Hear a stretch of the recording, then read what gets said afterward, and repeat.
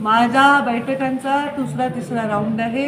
मी दिवाळीच्या पूर्वीच सगळ्या कोर कमिटी तयार करून पूर्ण जिल्हाभरामध्ये बैठका घेतलेल्या आहेत आणि इच्छुकांच्या याद्या तयार केलेल्या आहेत।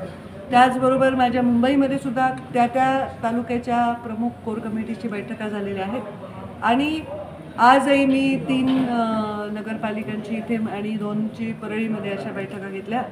तर बैठका आमचा पक्षाच्या संघटनेचा भाग आहे आणि सगळ्या कार्यकर्त्यांशी अत्यंत मुक्त चर्चा करत आहे।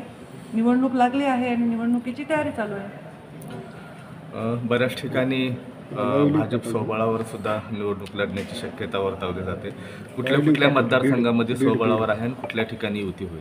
सगळ्या शक्यता 17 तारखेपर्यंत वर्तवल्या जातील। त्यात तुम्ही पण बघा काय होईल ते। विकास बस थँक्यू। परळीमध्ये कशा पद्धतीने 17 तारखेपर्यंत जे मी म्हणलं त्याला काय परळी अपवाद नाही।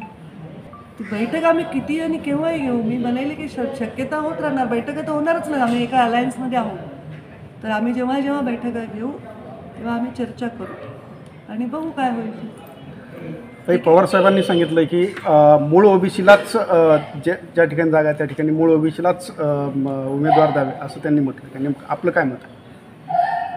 त्यांनी असं म्हणलं असेल तर चांगलं आहे, स्वागत आहे त्यांचं, पण आताच्या परिस्थितीमध्ये काय होईल बघूया।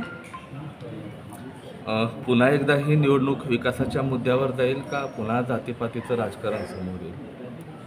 आता हे जनतेला ठरवायचं आहे। मी ठरवणारी कोण आहे? मला जर विचारलं तर मी सांगेन की विकासाच्या मुद्द्यावर व्हायला पाहिजे, मेरिटवर व्हायला पाहिजे। आता जनतेच्या हातात आहे खरं, जनतेच्या हातात आहे ही निवडणूक कशावर न्यायची।